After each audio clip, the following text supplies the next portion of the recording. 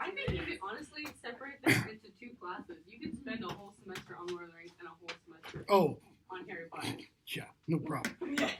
Absolutely no problem. I actually, when I was still a graduate professor, I had proposed two separate courses. I had proposed a course on Tolkien and a course on Rowling, got them both approved, and then never got to teach them, and then I quit teaching graduate students. I emailed last night and sorry, my throat is still really bad. Re-emailed this morning because I don't know what happened. When I copied and pasted it, it kept, and it did it this morning again too, until I finally fixed it. You've got 10 topics. You don't have 4 topics and then like 6 topics after that. And they're kind of divided, and I want to very briefly just talk about them. The first 4 topics on your final exam allow you to reply to both Lord of the Rings and the Harry Potter novels. And you've got to have a certain number of quotes for each. I don't want to go over each of the topics. But that's what the first 4 do, okay? And I'm pretty sure what you've got to have is something like 2 quotations from Lord of the Rings and 3 from the Harry Potter novels, except for the first one, it looks like, okay? And then 5 through 9, make sure I have the numbers right, 5, 6, 7, 8, 9. 5 through 9 are just on the Harry Potter novels, okay? Kind of argue for or against the following things, and you have to have substantive quotations from 5 different Harry Potter novels for each of those responses. So whichever one you do, quote from 5 different Harry Potter novels, okay? And then the last one, and I've done this only 2 or 3 times, I think, over the last, 10, 15 years of teaching this course. The Tolkien Rowling course is among the most important classes I've taken because I've learned that, and you fill in what it is you've learned. And it's not that, I love this literature because it's really fun and it's fantasy and there's great film. No. Finish the sentence, argue your point thesis, why it's among the most important courses, quoting at least twice from Lord of the Rings and once each from 3 different Harry Potter novels. This is due a week from today, between 9:30 and 10. That's when our final exam time is anyways. In here, yeah. Between 9:30 and 10, it's all right there. And everything is on here. If you, as I said in the little thing, follow to the letter, you won't have a problem. But I can guarantee you, not as much in this class. In my previous class, and not necessarily the guy that you heard me have a conversation with, there will be people who will, for their exam, will have 1 quotation when 5 are required, kind of a thing. I don't know why. Every class, every semester, I've got 1 class where 90% of the people shouldn't be in college. And I'm not kidding. 90% of the people shouldn't. So do that, okay?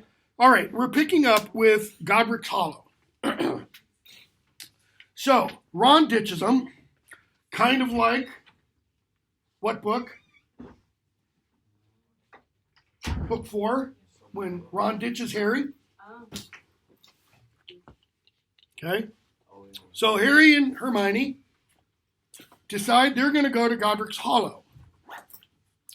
And we're told around page 311 through 12, 313 or so, Harry's, going back through his mind over everything that happened with Ron, and he could not hide it from himself. Ron had been right. It's always hard to admit when you're wrong and somebody else is right. Dumbledore had left him with virtually nothing. They had discovered 1 Horcrux.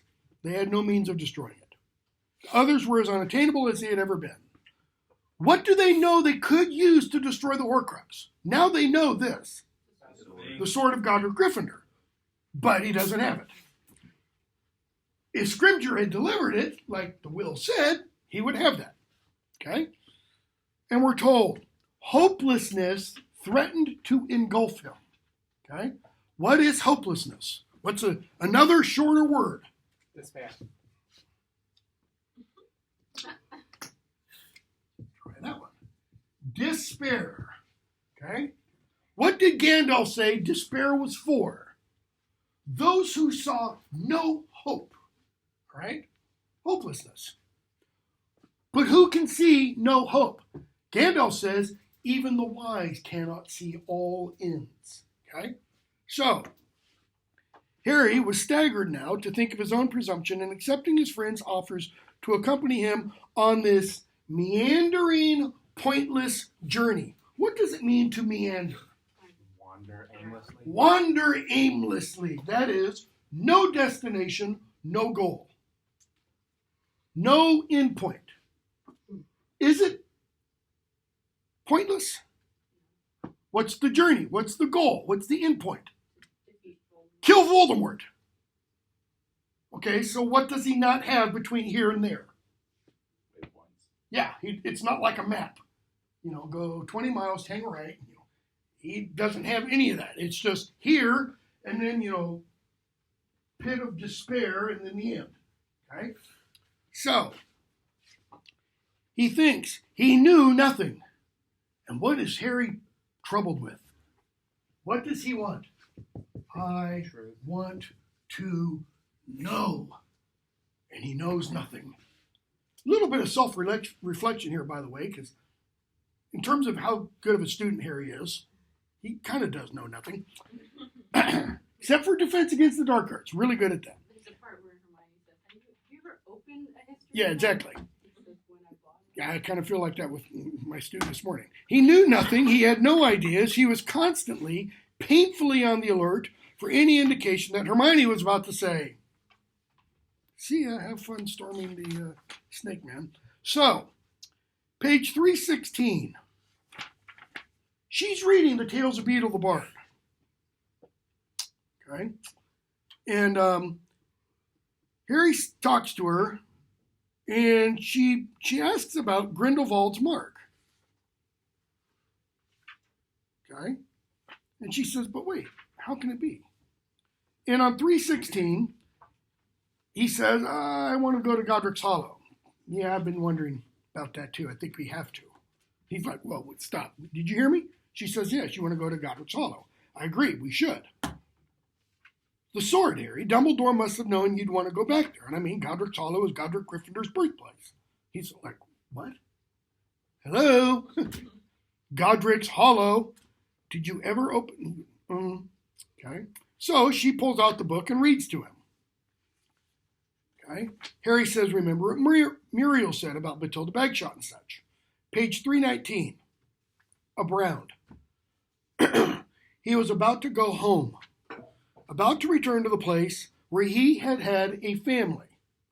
It was in Godric's Hollow that, but for Voldemort, he would have grown up, spent every school holiday. He could have invited friends to his house. He might even have had brothers and sisters. It would have been his mother who had made his 17th birthday cake, etc. Okay?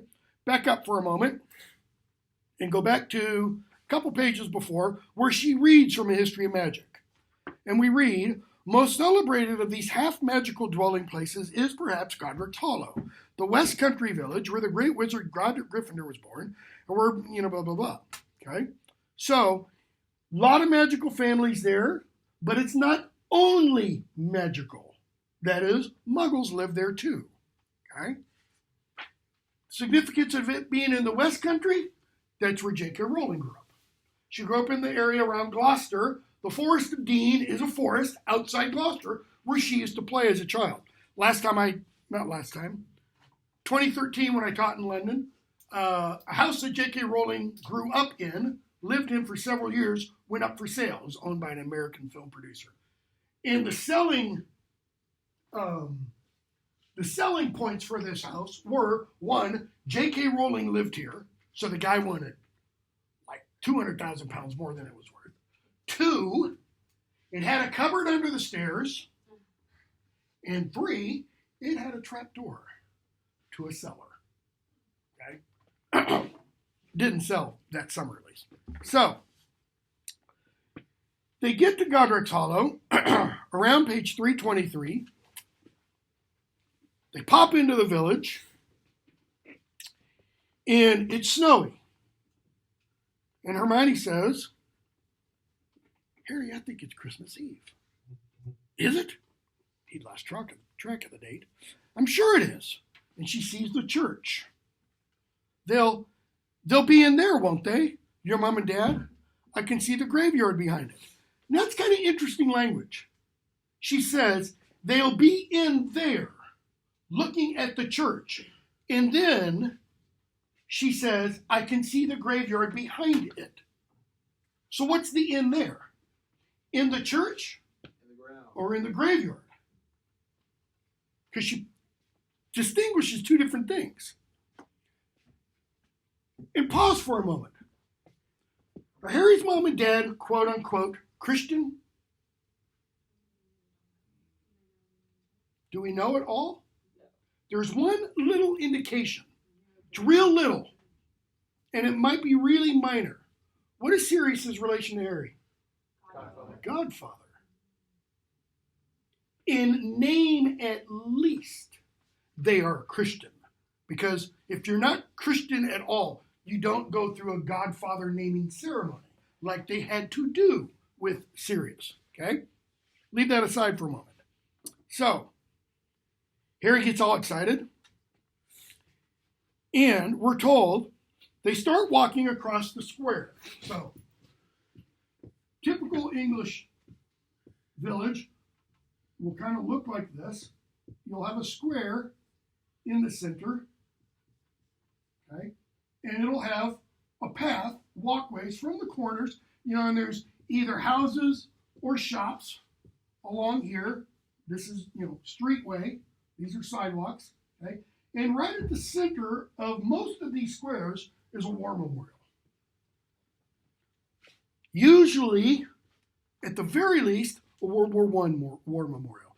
I'm not kidding. You go into any town of any size, in anywhere in England, and there's a World War I memorial. Usually, on the other side, a plaque has been put for the World War II war dead. Okay? Every town. I'm not kidding. I've been into a lot of them. So, they start making their way across the square. Why? It's like the church is over here. They're just shortcut. They want to get to the cemetery as fast as possible. Harry, look, Hermione says, halfway across the square.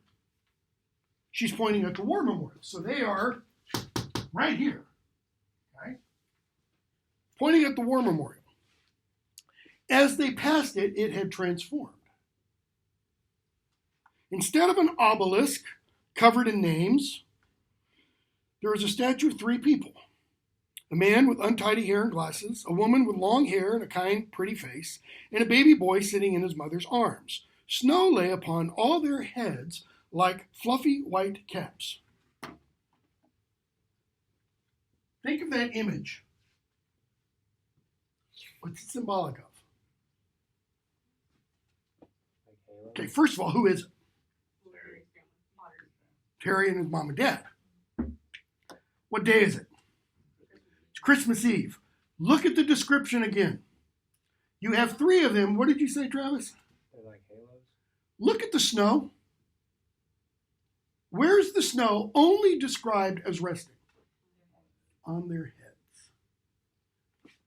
Lily is holding Harry like this. He should be covered in snow, but it's only on his head. James and Lily should have snow, head, shoulders. It's only on the heads that it is described, like halos. What do we see here? It's exactly it. This is the Holy Family. But in the Wizarding world, because Harry's what? He's the chosen one. Okay? Notice what turns into this? The war memorial. This is a battle sign. This is a battle image. Okay? Harry draws closer, looks up at his parents' faces. He sees a happy baby without a scar on his head. And he says, come on. So they walk towards the church, and as they get closer to the church, the singing gets louder. Why? Doppler effect. You get closer, what happens to sound waves? They compress. It gets louder and louder. You go past, what happens? Sound waves elongate, and it gets quieter and quieter. Okay? right? Makes Harry think of the Great Hall, Christmas carols being sung in the Great Hall, which is kind of an anomaly because it's wizard. It's not quote unquote Christian per se. Okay? So they go into the gate, into the cemetery, and they start looking at names. I don't know if you've ever been to a really old cemetery, but it can be really cool looking at gravestones and seeing gravestones that are 400, 500, 600 years old. So Harry says, look, it's an abbot. Hermione, keep your voice down. They're all dead. What are you going to do? Wake them up? So they wade deeper and deeper into the graveyard. Okay? And I always forget to do this. And Hermione says, Harry, here. Hold on a second. I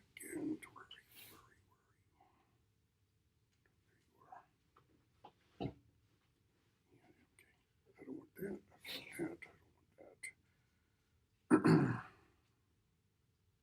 don't want that.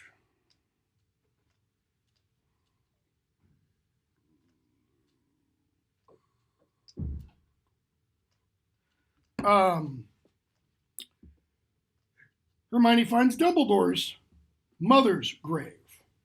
Kendra Dumbledore. And a short way below her, dates of birth and death, and her daughter Ariana. And there's a quotation. Where your treasure is, there will your heart be also. Which is from Luke 12. It's also in Matthew.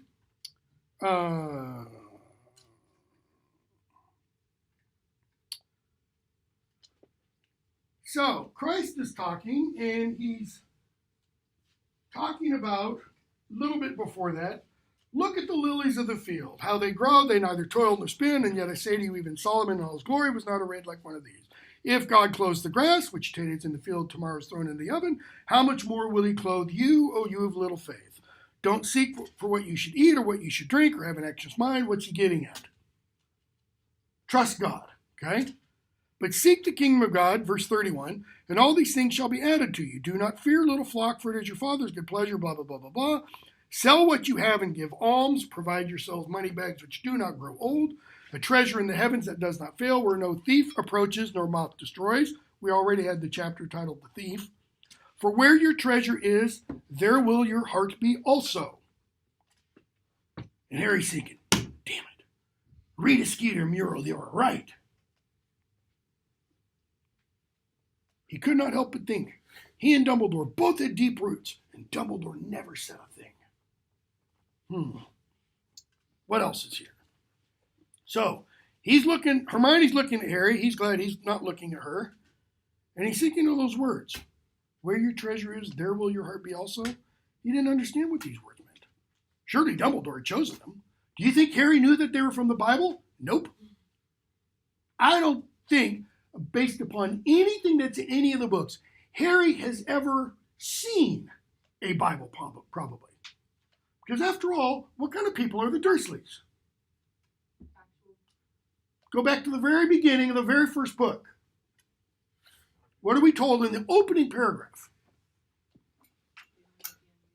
They don't hold to anything strange or unusual. You don't get more strange in the Christian story. God becomes a 7-pound, 2-ounce baby crap in his pants. That kind of wrap your mind around that. Crucifixion, resurrection. That's strange. That's mysterious. Okay? So, Harry goes on. He's still looking. Hermione calls him back. Look. And what does she see? She sees that funny symbol on a tomb. Yeah, it could be, Harry says. It says, notice, I think. Harry, I'm going to look for my parents, okay? I don't care about, signs and symbols. He should care about signs and symbols. So, every now and then, he finds another name that he recognizes. And what are we told? Around 326. The darkness and the silence seem to become, all of a sudden, much deeper. Why? Harry had walked so far away from the church? No. Harry looked around, worried, thinking of Dementors. Then realized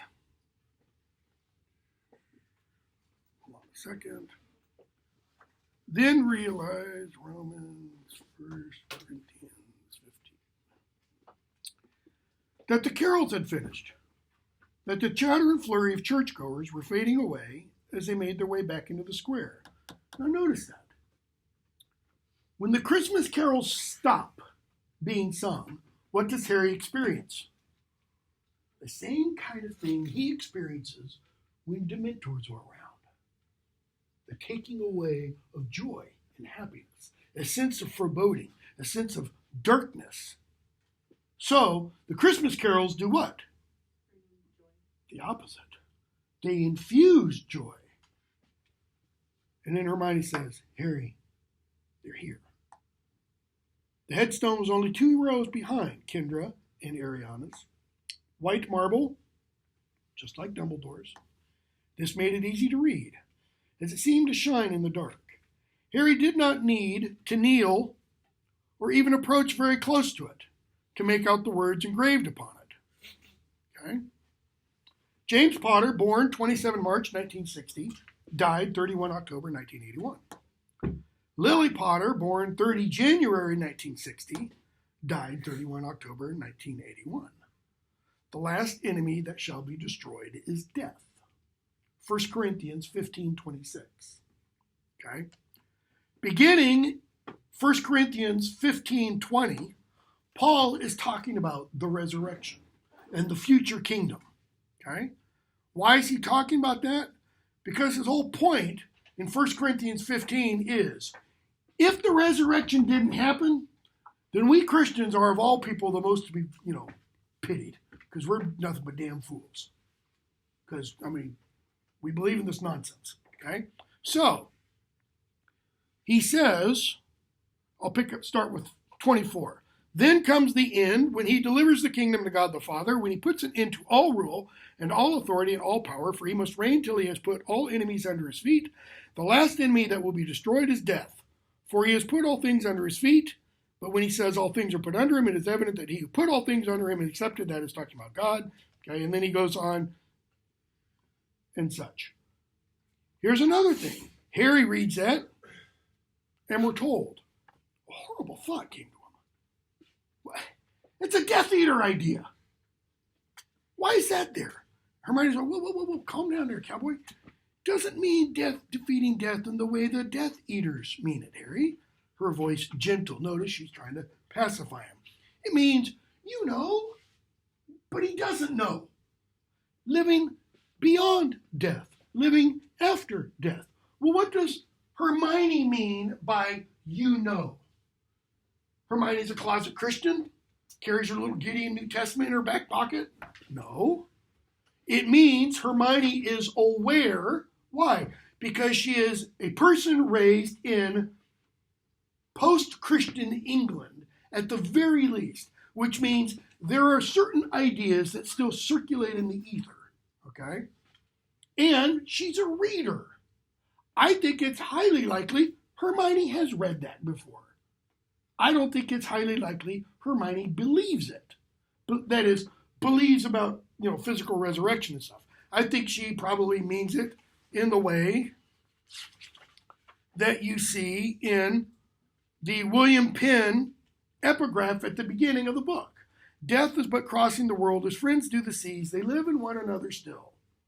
Or the way Dumbledore put it to Harry at the end of Prisoner of Azkaban. When Harry said, I'm a stupid idiot. I thought my dad, conjured the Patronus. He goes, Harry, your father lives in you still. Do you think the dead ever really leave? Nice pablum, right? But does it really help when somebody finds out, that somebody they've loved has really died? Oh, they're not really dead. They're still with you. Really? No, that doesn't help much. So, notice what Harry thinks. They weren't living. In other words, nice try, Hermione. I don't buy it, thought Harry. They were gone. How gone were they? Super gone. Yeah, what could Harry do? He could conjure up a shovel and start digging. And, oh, look, there's Dad. Oh, look, play forensics. There's Mom. The empty words could not disguise the fact that his parents' moldering remains lay beneath snow and stone. But rolling doesn't stop there. The next two words are the all-important ones for Harry's mentality. Indifferent, which means what? They don't care. I don't give a damn. That's what indifferent means. And unknowing. They didn't know about Harry. Anything in the books possibly disprove that? Mirror. Wand. Come on, Harry. It's not like you'll never see them again, Luna says. And tears. Why? Why does Harry cry? And who wouldn't in that situation? Yeah. Okay. Who wouldn't? I definitely would. Why else, though? What has Harry just gotten for the first time in his life? They were there. Closure. This is real closure. This is why, when an airplane, the Malaysian Airlines flight MH370 or whatever it was, when it went down a couple of years ago. This is why when an airline goes down, governments spend millions of dollars trying to find them. Why? Those families deserve closure. Which is why, in those churches in Sri Lanka and the hotels, they're going to scrape every last bit of body part off those walls and do DNA analysis and try to, like they did in the two Twin Towers, get something for those people to be able to say goodbye to. Okay? And he just, he's got what? 16 years. Hiding from his eyes the place where the last of Lily and James lay, bones now surely are dust. Not knowing or caring that their living son stood so near, his heart still beating, alive because of their sacrifice, and close to wishing at this moment, like when he first looked into the mirror, that he was sleeping under the snow with them. Okay? Hermione took his hand, grips it. Harry's trying to gain control. And what does Hermione do? A Christmas wreath of roses blossom before them. Harry caught it. He puts it on the grave. Why is it a wreath? Why not just a bouquet? It's a circle. Keep going. It doesn't have an end. It doesn't. It's everlasting. It doesn't have an end. It's a sign of eternity. Okay? And what is it? Roses. Why? Because they're the color of blood, of sacrifice, of love, of passion. Okay? So,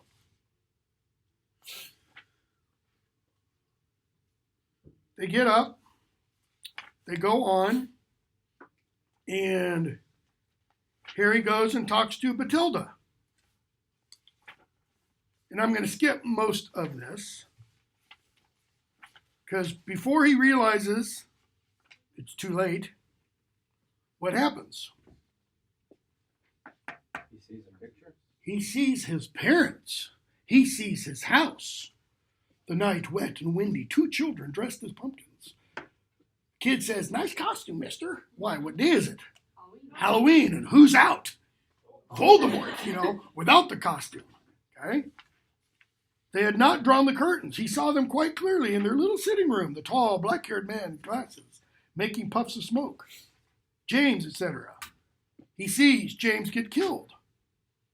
James Potter falls like a marionette. He could hear her screaming from the upper floor. Okay? She drops her son into the cot behind her, threw her arms wide. Yeah. Do you think Voldemort looked the same as he did after he came back?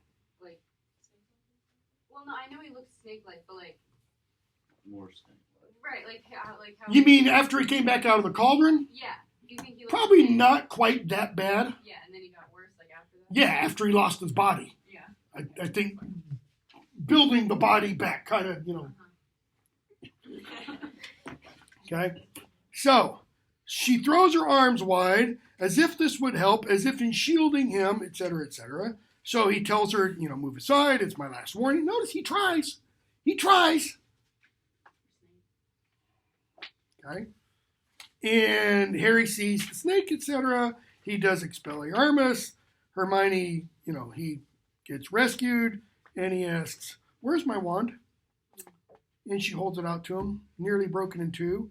He tries Expelliarmus, and Hermione's hand kind of goes. Chapter 18. What morning is it? Christmas morning. I haven't even checked. Is this? Yeah, it's almost the exact middle of the book, too. Are there 36 chapters in here? Are there? Okay, I probably did remember that. But. So, it's Christmas morning. And look at this first paragraph we're told. The sun was coming up, the pure, colorless vastness of the sky stretched over him, indifferent to him and his suffering. What's the pure, colorless vastness of the sky meant to indicate? Beautiful day. Perfect. Okay, but it's not talking about the surroundings. I mean, we're going to get the Thomas Kincaid picture in just a moment. This is just the sky. It's colorless. It's not blue. It's not white. It's almost like when he wakes up in King's Cross, which is also colorless. Okay? It's the universe. It's everything out there is what to Harry? Indifferent. You don't matter. You are a speck. This is Harry's nihilist point. Why go on? Life has no meaning.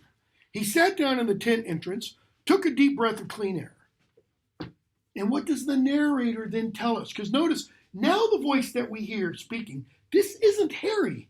This is somebody telling us what Harry should be thinking. Simply to be alive to watch the sun rise over the sparkling snowy hillside ought to have been the greatest treasure on earth. Yet he could not appreciate it. Why should that have been the greatest treasure on earth? Because he's alive. Period. Life in and of itself. And then what are we told? Look at the description. His senses had been spiked by the calamity of losing his wand. He looked out over a valley blanketed in snow, distant church bells chiming through the glittering distance. It's like a Norman Rockwell painting or a Thomas Kincaid painting. Where are they? They're in the west country of England. So you've got pine trees, you've got rolling hills. You can probably see a couple of church steeples in these beautiful little English country villages down there. And you're hearing, the Who's down in Whoville sing their stupid little song. And what's happening to the Grinch? His heart grows 10 times that day. But not Harry's. What happens to Harry? He's digging his fingers into his... Oh, yeah. Trying to resist physical pain. He'd spilled his own blood more times than he could count. He'd lost all the bones in his right arm. He'd gotten scars to his chest. Is it from the locket? What did Scrimgeour do? Poked his wand. Burned him in the chest with his wand tip. Okay? Forearm to join those on his hand and forehead. Only ones he's missing are a couple of nails in his feet, and he's pretty much got the rest. Okay? And he finds that he is fatally weakened. Just 1 second, Jasper. Vulnerable and naked. Yes.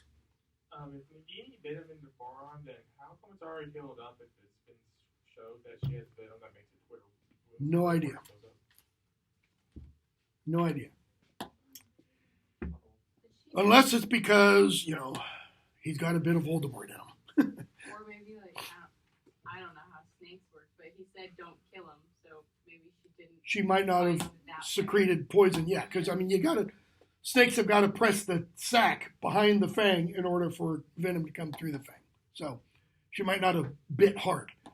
So notice, he thinks he's what? Powerless. Totally devoid of power. Okay? He is fatally weakened, vulnerable, naked.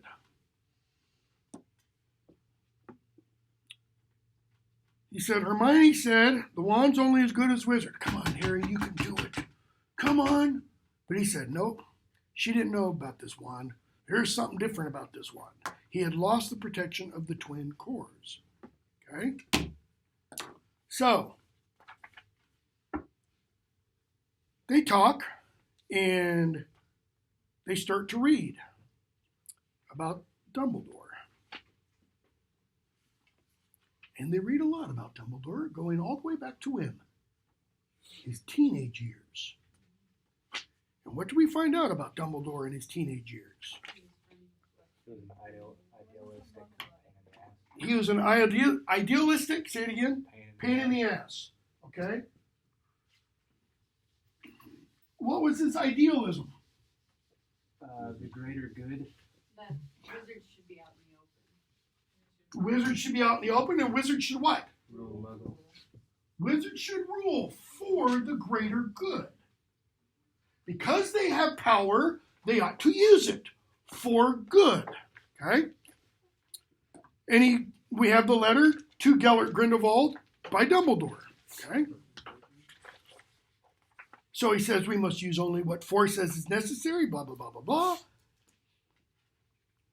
And we get to the end of that, and we're told. Harry shook his head. Why? Because Hermione goes, Harry, what's Hermione going to attempt to do? Defend Dumbledore. What else about defend? She's going to try and take what they just read and do what to it? Interpret it for him. She's going to try and put her spin on it. And Harry shakes his head. Don't try. Some inner certainty had crashed down inside him. What was that inner certainty? Remember the part that said, the man that he had, bingo. That idol just, all was ashes. He had trusted Dumbledore, believed him the embodiment of goodness and the embodiment. That is, if you're the embodiment of goodness, what can you not have in you? Sin. Badness, sin, wrongness, evil. All was ashes. Why is this important?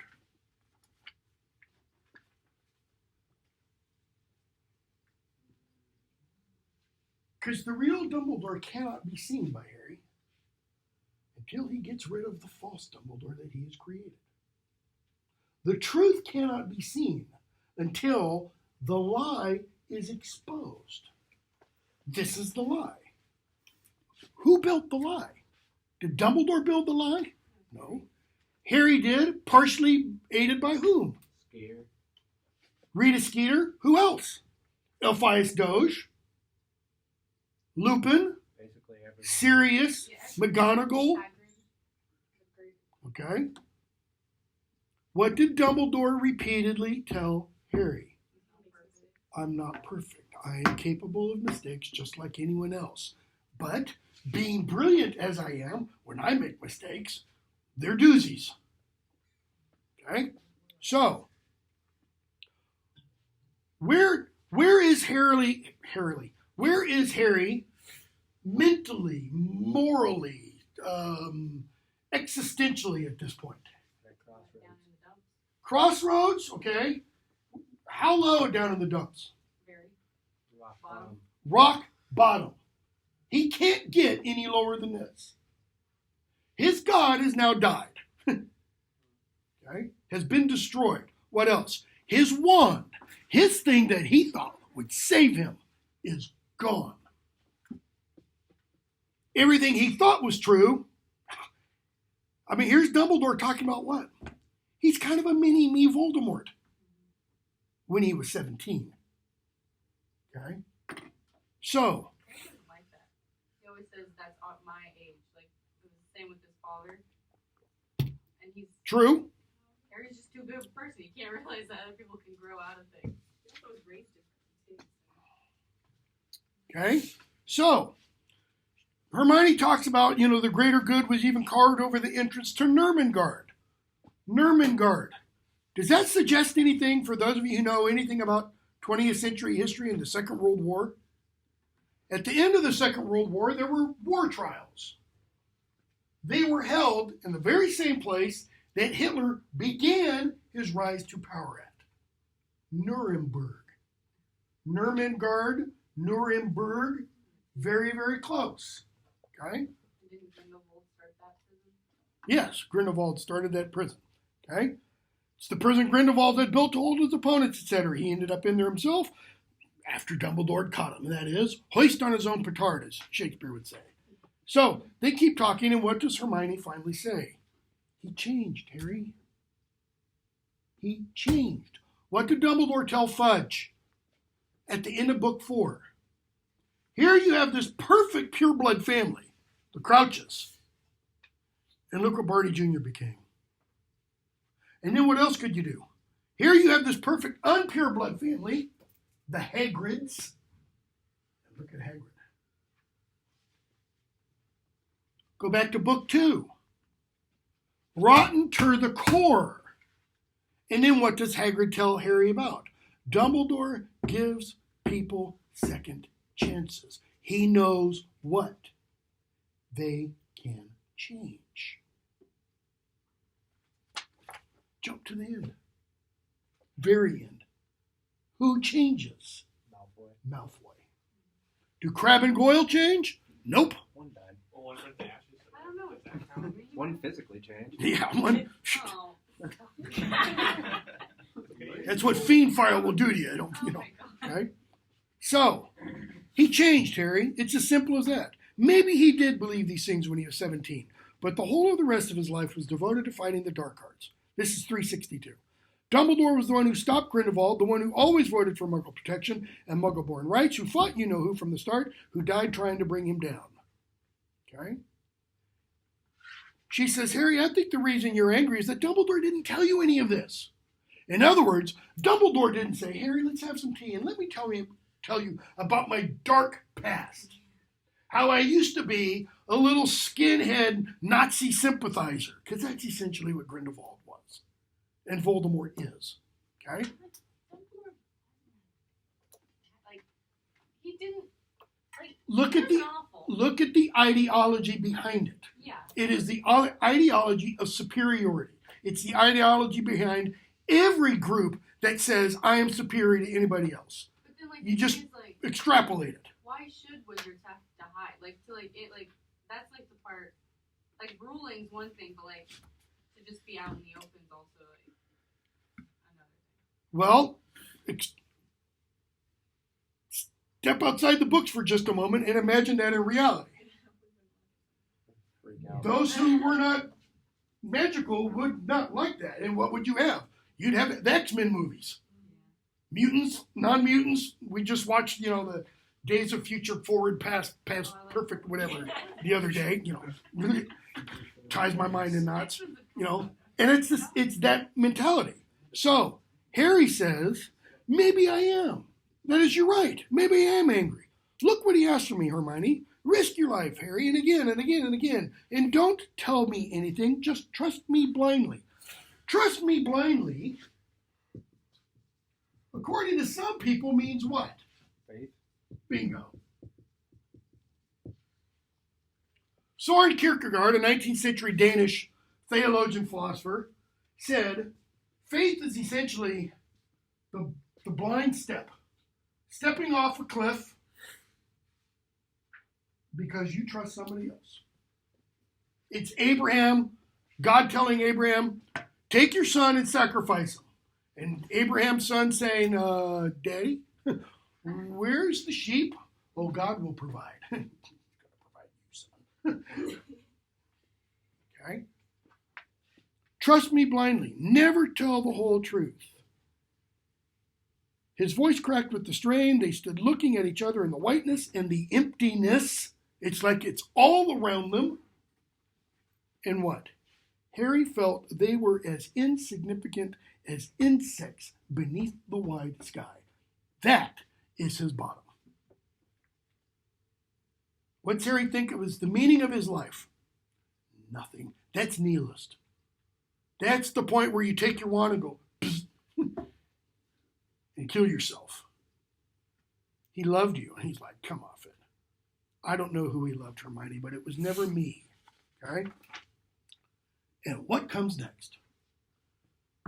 So he's hit rock bottom. Lowest he's ever been. And we get the silver doe. That is a eucatastrophe, what Tolkien calls a eucatastrophe. That is a sudden and miraculous change you can never count on to happen again. Because what is the silver doe? Literally, what is it? The silver lining. It is Snape's. Oh, literally. Literally, it is Snape's Patronus. Delivering. the sword. Yeah, and look at the language that's used. So, Harry's out there. He's sitting watch, looking out the tent, and he sees a bright light off in the woods. And being the damn fool that Harry is, he does what? Oh, look, a light. When he knows everybody and his brother are searching for him. So he goes out after it. And it stops. Harry gets closer, and it goes on. It stops, goes on. And then the doe disappears, and there's a pool of frozen water. And Harry lifts the wand, Lumos, around 366 or so. And what do we see? He sees the wand, he sees the pool. Something gleamed in the light of the wand. Harry sees the frozen pool, cracked black surface. He goes closer, and he looks down. And he sees a great silver cross. First. That's his first impression. Okay? Then he sees a glint of deep red. So, a great silver cross with a glint of deep red. Any symbolism here? Deep red, color of blood. It was a sword with glittering rubies. It's Gryffindor's sword, Harry understands now. Now, when is this? Are we told exactly how much time has passed from the previous beginning of the chapter? We're not told how many days pass, but in... It can't be that many because they're still in the forest with Dean, and they don't... It does say later that they weren't there very long. And they don't Yeah. stay in places for very long. Yeah, they don't. My point is, January 6th, so you have December 25th, January 6th, these are the 12 days of Christmas, you know, that the song is about. January 6th, in the Western Church, is what's called the Feast of Epiphany. The Eastern Church, it's the Feast of Theophany. It's essentially the same thing, okay? Little interesting tidbit. In the Eastern Church, the Orthodox Church, on the Feast of Theophany, which is when the priests bless the waters that, you know, Christ was baptized in and everything, they do something after that. And I think Rowling is aware of this. They take a cross and they chuck it in the water. And then people dive in to go to retrieve the cross, see who can, you know, win it, so to speak. And in places where it's really cold, like Russia, where they do this every year, what they have to do is they have to break the ice, then throw the cross in, and then people jump in after it. Okay? It's like polar bear challenge, you know, which people do in Chicago. 20 below, jump in the water, come back out, and, you know, freeze your, you know what's, yeah, freeze your, you know what's off. Okay, so what does Harry do? He sees it. What's he think? I gotta get the cross. Accio. Not gonna work. So what else does he try? Ooh, that's cool.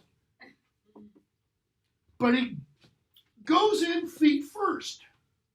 Notice he doesn't go in head first, because that would be a crazy, you know what, thing to do. And what happens? He gets down there, he feels it with his foot, but the water's deep enough. His arms aren't long enough. He's got to do what? He's got to go all the way under.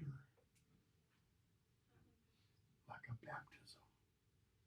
Because what happens the moment he goes under? He's got that chain around his neck and it goes, okay, and starts to strangle him. He grabs the sword, so now he's holding on to the sword/cross. And what are we told? Harry had no strength to lift his head and see his Savior's identity. Not rescuer. She uses very particular terms. Okay? And who is it? Okay? So, Ron comes back. Notice, Harry accepts Ron pretty quickly. What about Hermione? Ooh, man, woman spurned. Okay? So, we're going to skip a bunch. They decide to go off to Xenophilius Lovegood. Okay? And what's the whole point of them going to talk to Xenophilius? Find that symbol. The symbol. Okay?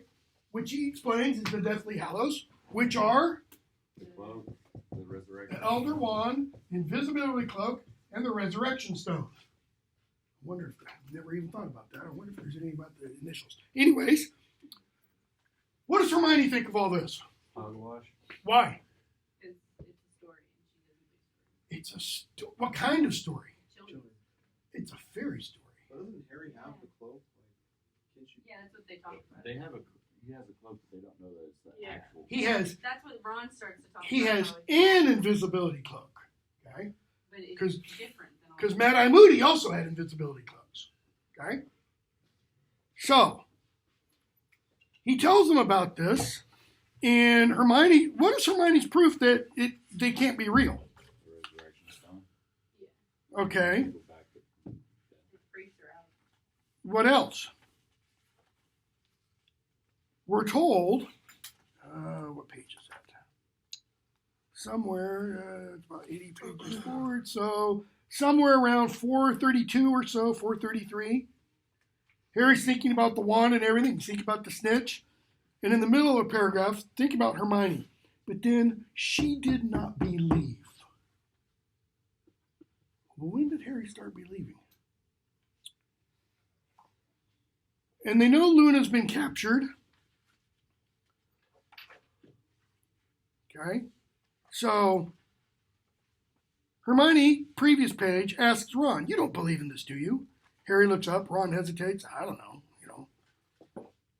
So this is after they've left Xenophilius. And we're told, after that part about, she did not believe, they think they've got to rescue Luna.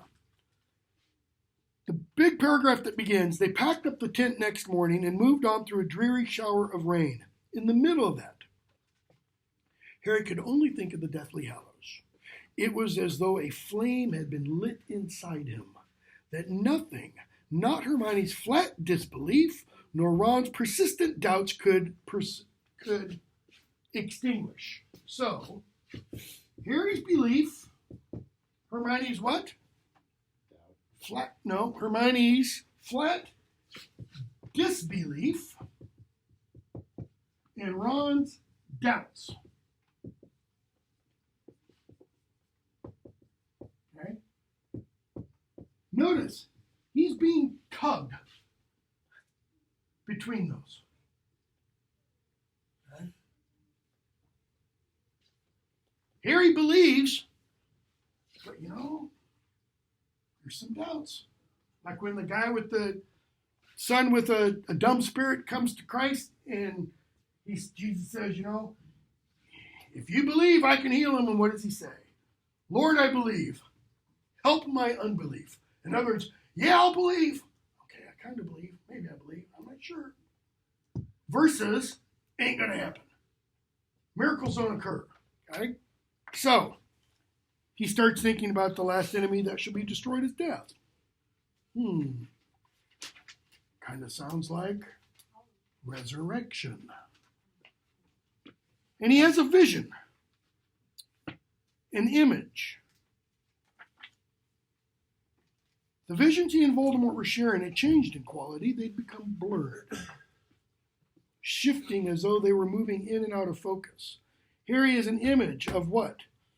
An object that looked like a skull and something like a mountain that was more shadow than substance. Something that looks like a skull and something that looks like a mountain. She never unites these two in the rest of the book. That is never explains them. What is it, Kaylee? Golgotha, place of the skull. In church tradition, the place where Christ was crucified, the place of the skull, it's Adam's skull.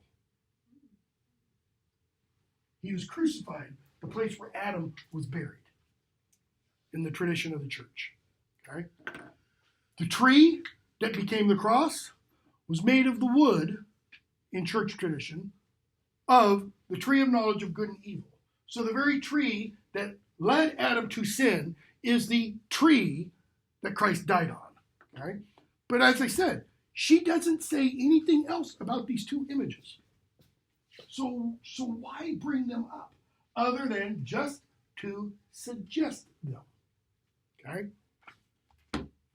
So they listen to Potter Watch. They hear Kingsley. They hear Remus, page 440. And Kingsley says, when someone says, why should we be helping muggles? And we'll stop with this. Every human life is worth the same. Worth saving. Notice the difference between that and Grindelwald, or that and early Dumbledore, but not later Dumbledore. That's part of Dumbledore's what? Legacy. His changing positions is why Kingsley can say that at that point. The boy who lived remains a symbol of everything for which we are fighting. The triumph of good, the power of innocence, the need to keep resisting. Okay, we will stop there and hopefully, I'll have to skip a lot, but what else is new?